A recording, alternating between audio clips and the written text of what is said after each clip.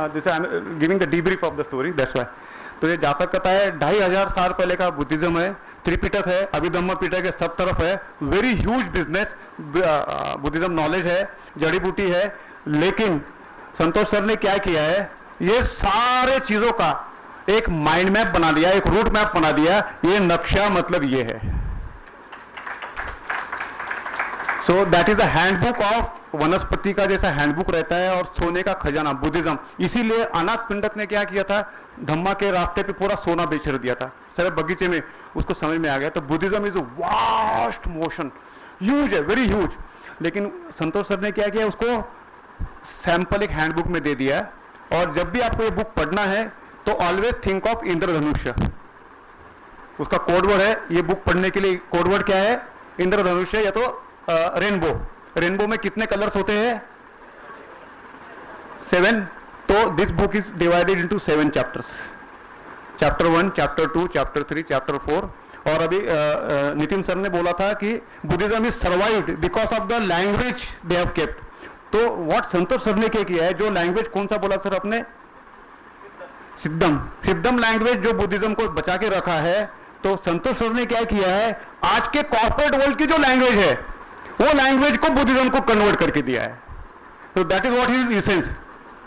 तो what is, हमारा management में लेक्चर है, what is in it for me, goal setting, objectives, सारा मैनेजमेंट का फर्स्ट ईयर से लेके सारे किताबों का रेफरेंस इसके अंदर है। उसके एंड में दिया है, ये अभिधम्म में से लिया है, ये धम्मपद में से लिया है, ये गाथा में से लिया है, ऐसा रेफरेंसेस लिया है।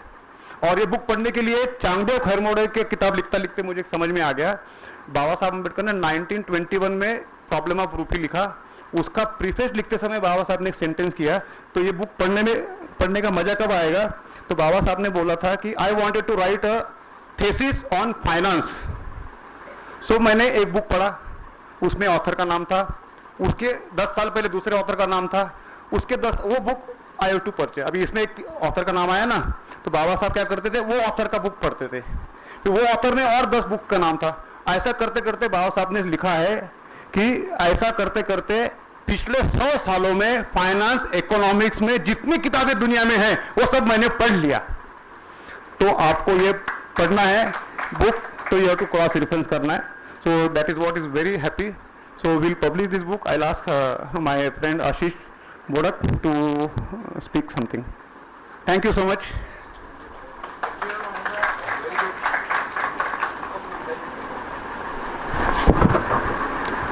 सभी को मेरा प्यार भरा जय भीम। अभी हमारे ट्रेनर, हमारे सीनियर रह चुके हैं कॉलेज में। एक अच्छा हमारा जो सोया हुआ उन्होंने आलस भी भगा दिया साथ साथ। और ये जो हम लोग 4 बंदे दिख रहे हैं, हमें 1-2 साल आगे पीछे रहे साथ में, सब 5 लोग विजिट ऐसे हैं। तो मुझे एक मौका मिला है, अभी केवल 2 महीने से मैं ये विदर्भ रीजन को हेड कर रहा हूँ मेरे ऑफिस में। तो करीबन बहुत सारा भारत का भ्रमण तो मेरा भी हो चुका है।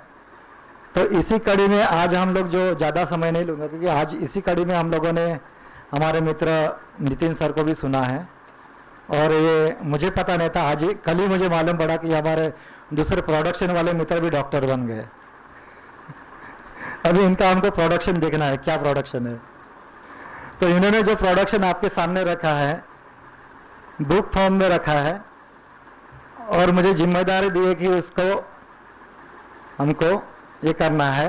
तो मेरे जिम्मेदारी दिए हुए, तो मैं आशीष मोडक, रहिवासी नागपुर, डॉक्टर संतोष कुमार फुलफोगार जी का ये लिखा हुआ book Buddha the executive coach central India के लिए आज इंट्रोड्यूस करता हूँ। Thank you very much.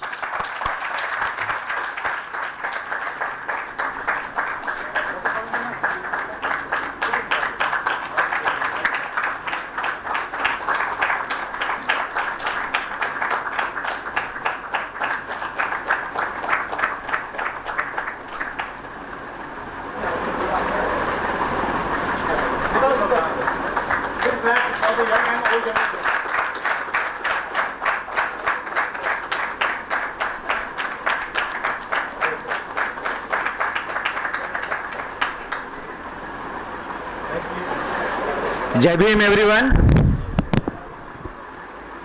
So first of all, I would like to thank Mangesh sir and all the organizing team for organizing this program. I am so happy and elated to see that my book has been launched by Ashish, who is the alumnus from the same institute, Mangesh sir, then Nitin, Mahendra, and I am so happy that all of you are present here.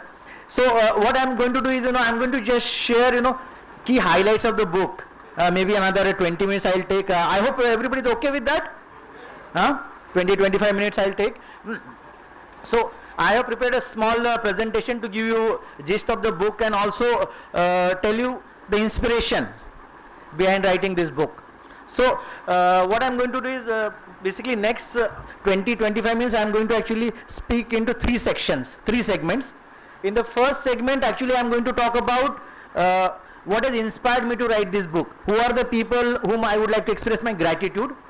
In the second part of my session, I will talk about the executive coaching process, because many of you may or may not be fully aware about what is executive coaching. Because if you see the title, Buddha the Executive Coach. So second part I will talk about what is executive coaching, again at a higher level. And in third segment, I will actually try to integrate Buddha's thought with the executive coaching, Buddha the executive coach, along with some examples. So I will take few actually snippets from the book. You will have to read the full book. I am just going to take a few examples from the book to present you how I have integrated Buddha's teaching with the executive coaching process. So that's going to be the structure for next 20-25 minutes. So this is the book everybody has seen. As I mentioned, I have tried to integrate some of the practical leadership lessons from the Buddha's discourses in this book. Next, I would like to talk about two people who actually express endorsement. They have actually written the foreword for this book. I will talk about them a little bit. So one is this Stephen Batchelor. Has anybody heard about him? He is very well known probably in Europe, Korea. So I had met him because of our Mangesh sir. So he had actually traveled to Mumbai, Chaitya Bhumi, and he came along with I think more than 10 people, and then he was interacting with the Indian people. Mangesh sir had invited me also, as he's one of the friend, and there we got a chance to interact with him, and then we organized some online sessions also. I had assisted Mangesh sir in that. So little bit about Stephen. Stephen actually at a very early age had become a monk in Dalai Lama's institute. He spent about I think 10 years in Tibet, and then he went to Korea. There also he was a monk. There he met his wife Martin, who was a nun at that time, and then they moved back to London, and then he wrote a book, Buddhism Without Beliefs. So that book actually became a bestseller, which gave him a financial freedom. So he's about I think 75 plus year old now, and he has written several books then subsequently. So what he has to talk about my book. So you can read it also. In the interest of time, I will just say that he has also mentioned that he has gone through my book before he actually wrote the endorsement for this book. He has clearly said that Dr. Santosh Kumar, that is me, he is equally expert into the, let's say, Buddha Suttas and also the executive coaching process, and I have viewed the knowledge together very well. So real name is Ujjwal Tamgadge. So he did his BTech from IIT Mumbai and then MBA from IIM Kolkata. So very, very well educated. Then he worked with multinationals before he actually stepped into the monkhood path. And he's very happy with that, and I'm so grateful to him. He had actually visited Mumbai, my office, and then we were discussing about the book, and then he also gave a lot of ideas, what I should include in the book, etc. And then I had requested, can you actually write the foreword for this book? And he graciously agreed, and he wrote a foreword for this book. And he also went through the book, and he has also said the similar thing like Stephen Batchelor, that I have actually integrated Buddha's teaching very well into the executive coaching process. Next inspiration, which is actually the first inspiration, is basically the Buddha. So as all of you are aware that Buddha got enlightenment at the age of 35, and then for next 45 years he traveled all over the world, spreading his knowledge. That's all. But if you remember, along this 45 years, he also had one-on-one interaction with lot of people. Lot of kings had approached him. Kings like Ajatasattu, lot of business people like Annath Pindika has approached him. Lot of lay people had approached him. A lot of learned people like Venerable Sariputta, Venerable Moglan, Venerable Subhutu, several people had approached him. Why? They wanted to resolve some of their dilemmas, some of their problems. I think all of us have certain dilemmas in our life. Should I do this business? Should I do that business? For my business, should I do this, that? So always we are actually, facing some or other dilemma. There is always, as a businessman, there is always a dilemma. So I think Buddha had used the principles of executive coaching, and I actually, with a great confidence would like to say that he was the first executive coach that humanity knows. Lot of people say that Buddha was a teacher, Buddha was a mentor. I am not at all disputing that. But let me tell you a little bit difference between teacher, mentor and the executive coach. Normally when we see a teacher is supposed to be expert in that subject, isn't it? Suppose somebody is teaching you maths. He himself or herself should know maths. And teacher actually, teaching to a lot of students. Whereas mentor is also supposed to be expert in that area, but is having a one-on-one conversation. Whereas executive coach is not supposed to be master in that area, but is able to, expand your thinking. So Buddha was a teacher, Buddha was a mentor, but I believe, Buddha, if you have to look at a bigger thing for Buddha, he was an executive coach. He was able to open up the minds of kings, able to open up the minds of the business people and everybody with whom he interacted. And he was able to ask the right question. The job of executive coach is to ask the right question which can trigger the right thoughts in your mind, expand your thinking, expand the possibilities that all of us can see. Many times our mind is blocked, mind is unable to see. But if you see what Buddha said, mind is everything, mind is forerunner to everything. If we speak and act with a pure mind, Buddha said in verse 1 of Dhammapada that the happiness will follow us like a shadow, isn't it? I am sure this is a very famous verse said by Buddha, it's documented as a verse 1 in the Dhammapada. So I believe, Buddha's all these conversations, apart from the session that he gave, I believe his one-on-one conversation which he had with the several people are the rock or the solid foundation of the executive coaching principle. And that is what has inspired me to actually, take Buddha's this aspect. Buddha has multiple, dimensions, multiple perspectives. I am sure if you do a session on Buddha, every different aspect can be taken. So what I have tried to do, I have tried to take his executive coaching dimension and present to all of you in the form of a book. And executive coaching, I am also going to tell you, is more about having conversation, one-on-one conversation. So that was the first segment, what has inspired me, who are the people who have actually motivated or given me encouragement to write this book. And I would also like to express my deep gratitude to friends like Mangesh, Nitin and all my friends with whom we stayed in Navanirman Buddha Vihara in Delhi. Like Nitin sir in the morning was telling that, Mangesh sir actually used to stay in Delhi. His entire salary used to sponsor to people who used to come from different villages. And I was one of them actually. So, and we used to see that, Mangesh sir was happily making sabji for all of us. So, deep gratitude to all of them. So, let me move to the next part of my session, which is about executive coaching. Again, I will briefly tell you about executive coaching because I think in the interest of time, I would like to just give you a gist of that executive coaching process. So, if you see the definition is also around having one-on-one conversation. And in this one-on-one conversation, executive coach is not giving you any solution or advice. Executive coach is only asking you the right question. Right question could be, and the question should also be around the solution.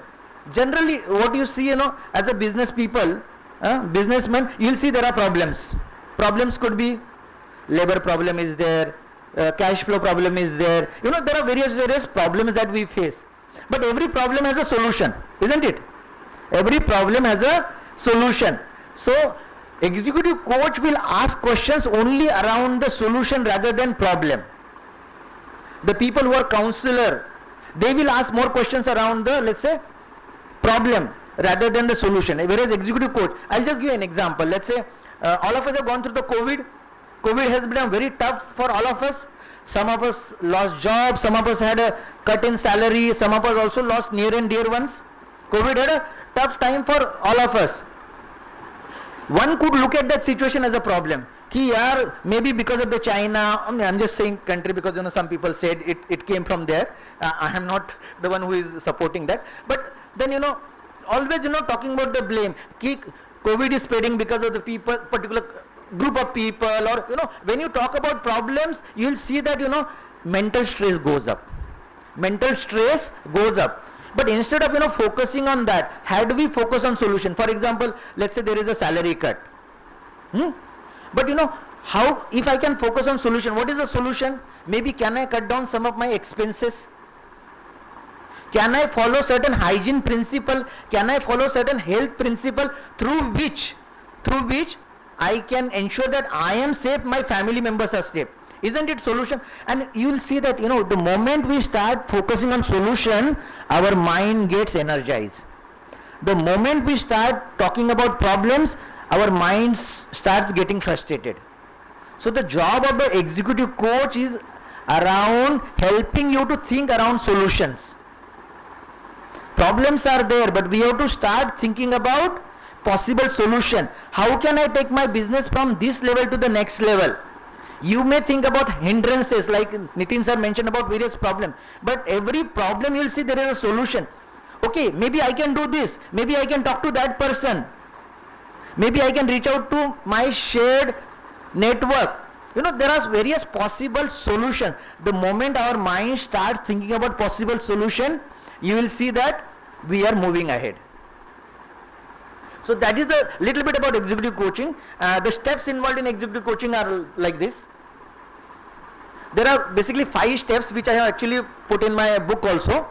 The number 1 step is basically we have to identify compelling goals. So normally executive coaching runs on a one-on-one basis, and basically many of you may be aware also, it is like a 1-hour session where the executive coach and you, only 2 people.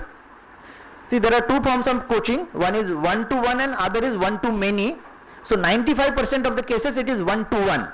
And one-to-one coaching, the first few sessions, so every session lasts for about 1 hour. Every fortnight these sessions are supposed to be there. Maybe in the beginning these sessions could be weekly. So I have been practicing executive coaching for like last 5 years. I have coached more than 100 people. Nitin sir was one of my coaching in the initial period. But he gave me that opportunity, and he has also learned, I think, a lot of tricks. So if you would like to engage executive coaches, he is one of the person with whom you can actually go. And I'm also another person. But then I'm saying there are about 12 to 18 sessions, each session of 1 hour, spread over, let's say 3 to 6 months, sometimes 9 months, depending on the kind of engagement. So initial 1 or 2 sessions are focused on just getting clarity about the goal, because many times we are not very clear. Should I do this business? Should I do that business? See, all of us have 24 hours only. All of us have certain limited resources with us. More we are clear. What Buddha said, mind. So more the clearer our mind is, you'll see more is the focus and more is the energy in getting the result.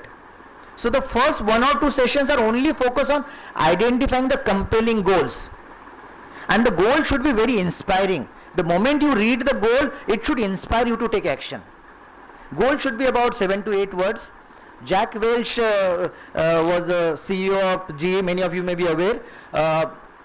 He actually took the GE at a very high level. He said, if you have 2 or 3 goals, you are likely to achieve them. But if you have more than 2 or 3 goals, the probability of achieving those goals is 0. Because more the goals, more is the confusion and lesser is the action. So there could be sub goals. But you need to have high level 2 or 3 goals. These goals could be distinct. One goal could be focused on career, other could be focused on, let's say, maybe the personal development, etc. But we have to have 2 or 3 compelling goals. Next, to achieve that goal, you have to break it in down to milestones. For example, suppose you want to take your business from 1 crore to 100 crore. You want to take your business from 1 crore to 100 crore. In one day, it is not going to happen. So maybe you have to break it 1 to 2 crore, 2 to 5 crore, 5 to 10 crore, 10 to 20 crore. I'm just giving an example. It could be different milestones. Financial is easy to understand. That is why I'm giving this example. So you should be able to break down those goals. So the way this diagram you can see, there is a goal and then you should have those steps. Clear-cut steps. You should be able to move. Some of you say Buddha had talked about mindfulness, staying in the present moment, but the goals are later. Goal will be after 3 months, 6 months, 9 months. All those dream goals can be achieved only when we act in the present moment. Is that right? Goal has to be there. Goal is a future reality. We have to visualize that. But to make that reality come true, we need to take action now. Past is gone. We shouldn't forget the past, but from past we should only take the lessons and try to bring our mind in the present moment. So that is what Buddha said, that more our mind is in the present moment, more are we going to be effective. So past we shouldn't forget, but we should take the learnings. Future is important, but to achieve that future, we have to take action in the present moment. So that is why it is very important. The third step is basically we have to plan the action to move from one milestone to the another milestone. Then we need to review those actions, whether those actions are giving us result or not, and we should be flexible enough to take the course correction. Sometimes our action may or may not result the way we want. The external conditions are not in our control. If the GST comes, some regulatory changes happen, we need to change the course correction of our actions. And the last is, basically we need to celebrate. I think Nitin sir also said small is a beautiful thing. So in Buddhism actually, the small achievements are very, very important. A Japanese scholar, I think, what's his name? Erikson, there is one Japanese scholar, A.K. Saidu, I will tell you the name, but he also talked about, the importance of the small, minute actions. So what he said, if you want to cross, let's say, the 100 feet of the moat, if you cannot start with, let's say, the crossing 5 feet, how can you cross the 100 feet? Suppose you want to reduce weight by 10 kg. Unless you start reducing 10 grams, you will not move to the 10 kg. Na? So he said small achievements are very important and we should start celebrating them. Normally goals are around this circle of life. There are 8 areas which I have mentioned in my book. They are very, very important. One is career. Career is about, maybe if you are a businessman, you will say that growing the business, and if you are an employee, you will say promotion in your current business or getting more salary. The second is finance. Basically, it could be, buying house, it could be, investing somewhere, but, ensuring that we have enough corpus. The third is about the health. We need to be healthy. Fourth is about the relationship with our near and dear ones. The fifth one is basically the personal development. These are the skill sets which are required. The next is the recreation. Recreation is basically related to the fun. The hobbies. Apart from the things that we are obliged to do, we should also work on our hobbies. All of us have certain hobbies, but then we can also have goal around our hobbies. So that is where recreation is there. Then the environment, see, all of us are very conscious about what is happening in the environment, so there could be goal about environment. And the last is the spirituality. So depending on what stage of life you are, the goals could be in any of those areas, but these are the 8 key dimensions of life. So you can select 2 or 3 areas. So it is like this, you have to move from current state to the desired state. To move from the current state to the desired state, you will see that there are some enabling forces and there are some derailing forces. The job of executive coach, by having a conversation with you, is to help you to identify what is helping you to move ahead and what is actually pulling you back. If you know these both things, then you can take the right action. Am I making sense, guys? So that is what executive coach does, and I have also mentioned that in my book. Okay, let me now take one practical example from the book, how I have integrated Buddha's teaching with the executive coaching principles. So all of us are aware about the Four Noble Truths. Everybody is aware, I am sure. They are the basic teachings of Buddha. So the first Noble Truth says, what is the truth? Truth of suffering. Suffering exists. So in the Buddhism context, our life is full of suffering, dissatisfaction. In the coaching context, it says that our life is full of challenges, pain areas. It could also be our aspirations. But basically what we are saying is we are not happy with the current stage, we want to go to the next stage. So that is how I have tried to integrate the first noble truth is like this. The second noble truth is, there is a cause of suffering. What is the cause of suffering? Attachment, ignorance. These are basic, the causes for our suffering. So similarly in the coaching context, whatever we want to achieve, whatever dissatisfaction, pain area, challenges that we have, there are some underlying causes why we are here. But we need to identify those causes. The way Buddha said ki for suffering in life, the attachment, ignorance is the cause, but it could be different from person to person, but we need to identify those underlying causes. And executive coach will help you to figure it out. See, you will only come out with those answers, but executive coach will ask you those questions in a such a way that you will give the answers. The third truth is, what is the third truth? Suffering can be stopped. Path is to come out of suffering.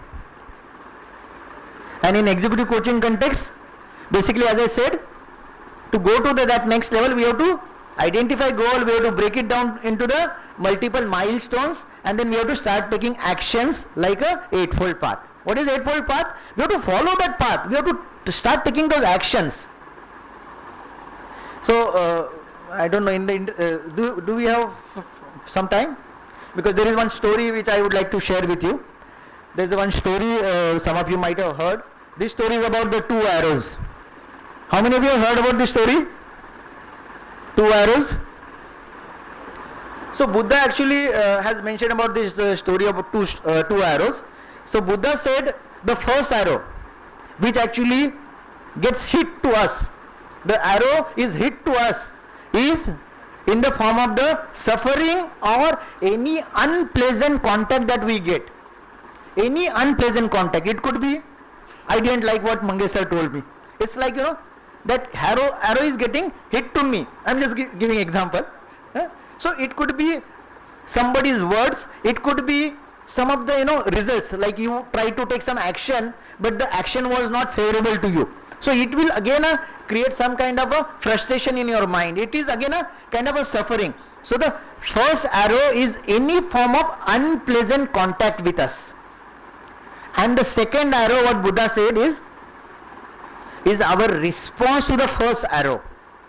So many times, because of this unpleasant contact, because of this suffering, we are having a emotional pain, we are having a mental pain, we are having a physical pain. Sickness, injury, these are also actually in the form of physical pain, not in our control. But what happens when you have these unpleasant experiences in our life, we start actually blaming others. My father did something like to me, my friend did something this to me, my business partner actually ditched me. Means we start blaming others, but as a result what happens? We are hit by the second arrow. So Buddha is telling us the second arrow is optional in our life. We have to, take a pause. We have to create a space between the first arrow and the second arrow. And if we can create that space, the second arrow will become optional, and you will see that your time is getting more effectively utilized. Because we are not giving our mind to act or react to the suffering caused by the first arrow. And that time will act as a, like I think some of our friends said, time, energy and money. These three things are important. So if we can stop avoiding this second arrow being hit to us, we'll see that we have a lot of time, we have a lot of energy, which can be converted into money. So this is the important thing. Eightfold path, I just quickly take you through. So right view, right intention, basically this is nothing but the panna, the wisdom. The next three are the right speech, right action, right livelihood. They are part of the Shilas. And the next three are right effort, right concentration, and right mindfulness. They are part of the right mental development. Basically this is about Samadhi. So Panya, then right code of conduct, Shila, and then Samadhi. Prajna, Shila, and Samadhi. So this is what I wanted to share with you as a practical example which I have mentioned in the book. And there are many such things which I have mentioned in the book, taking Buddha's teachings along with the executive coaching principles. My humble request and suggestion to all of you is, if you can purchase, buy. I think today, as Mangesh sir said, that book is available at 300, special discount is given. Normally the price is 500 rupees, but today we are giving this book at 300 rupees. There are, I think, limited copies available, but I think we can get more copies also organized if you are interested. So just to conclude, so executive coaching inspired by Buddha's teaching is going to help us. It is going to give us a strong ethical foundation to whatever we are going to do. Strong moral foundation. The second thing I would like to tell you is, again remember mindfulness, staying in the present moment. So Buddha said that we need to have a gratitude for what we have. We need to have a gratitude for what we have instead of blaming, but we should also be open. We should also be open to the transformation for the coming days. We should be open to unfold the forces that universe is acting. Universe is acting on certain forces. We should be open to unfold in the form of our aspiration, in the form of achieving bigger and bigger goals. So be content with what you have, yet be open to the possibilities of the future. And last, I would like to tell you, as we conclude, I would like to tell you that, as I think Bhanteji also mentioned, the highest thing, the difficult thing is becoming Buddha, and the second highest difficult thing is becoming the Bodhisattva. But let me tell you, all of us who are present here, all of us are on the path of Bodhisattva. All of us are on the path of Bodhisattva. Only thing we need to follow, the Eightfold Path. We need to follow the path taught by Buddha, and again Buddha said that please you experience it, please test it, and then only follow it. So my humble request to all of you is, let's have that goal ki all of us can become Bodhisattva. That means we can have empathy, compassion for others, we can have enough to give it to others. We need to follow the path of Eightfold Path. With this, I would like to conclude and say thank you to all of you. So it's 5:30 now, and we have been waiting throughout the day.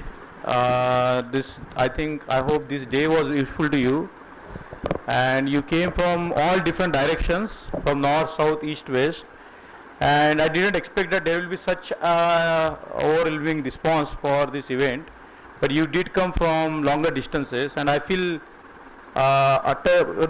so much grateful for you all responded to the call and came to this wonderful event. And as it is said, this is just the beginning of something big, and I feel very happy when I see a person like Nitin Salve Sahab, such an educated person from a community, giving time, sharing his experience with us is something wonderful. I think we are at a verge in our movement where we have these great people, who are educated and committed, like Santosh. His time is precious. And you can imagine a person like him who is coming and talking to us like this. We have got all important people here. My brother Subbaraju. Subbaraju is a very special man. Nobody can say that he is retired 5 years already. Yeah, I thought he is just coming out of the college, fresh from the college. But he is like, he's retired 5 years. And then we have, 2 PhDs. We have 2 our beautiful, sisters here. She is a PhD in nanotechnology, she is in chemical technology, and she is an expert in patent. Like, if you want to do anything about patenting, you know, she has mastered the art of patenting. You can always go to her. So this area is intellectual property rights. You know, it includes that also, no? Patents and all. So anything to do with IPR, you have a resource here.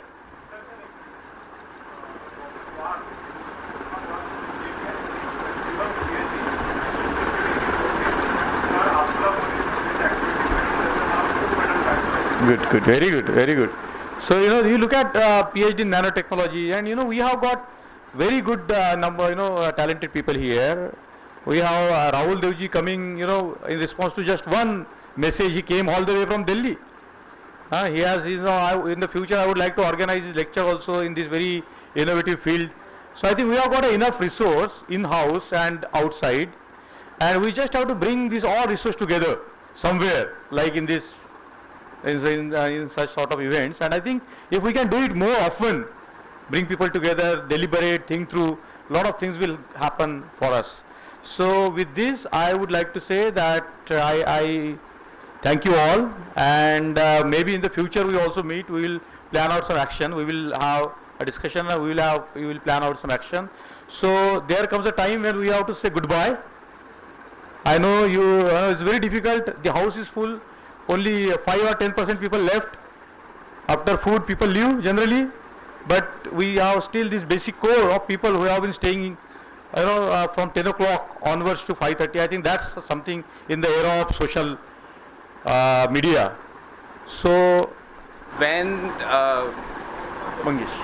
Mangesh ji were referring about saying goodbye, there is one. I'm audible? No. Now. So thank you, Mangesh ji, for calling me. So when I heard Mangesh ji saying goodbye to you, I could not stop myself. I could not resist myself to share one experience about saying goodbye. Why we should not say goodbye? Okay. So once I was posted in Jharkhand, and one Bengali officer was there with me. So he taught me one thing about goodbye, which I adopted. And one thing which is a core principle of my identity is sharing best practices. Okay, which I learned from G while working with G. They taught me what's the importance of sharing best practices. So by that meaning, I'm sharing it with you. Maybe it will help you. In Bengali culture, they don't say, never say goodbye. They always say Ami Aschi. मैं जाता नहीं हूँ, मैं आता हूँ. So let's say that words that we will be meeting within next 1 month, 2 months, but we will meet. Not a parting remarks. So I hope, yes, see you again. So it's I never say goodbye to anybody in my life. Thank you very much. But I never use that word goodbye. So that's why I could not resist, because it relates to my experience. And a Bengali Brahmin taught me that. And I immediately latched onto that idea. You say that is the person is a superior. That concern you are saying. No, he was deputy manager reporting to me. I am a branch. Why you are putting the Brahmins as that? Because I never expected such words, because the kind of oppression and restrictions I faced. Just simply oppose this word, please. Okay, Yes. so I think what we can do, we can continue, because it's 5:30 and the hall was up till 4 o'clock only. So we are exceeded. So let's meet again, and I hope you all had a good time, and please send your remarks. In the future we will plan out a lot of events and I will let you know, okay? So Jai Bhim, Namo Buddhaya.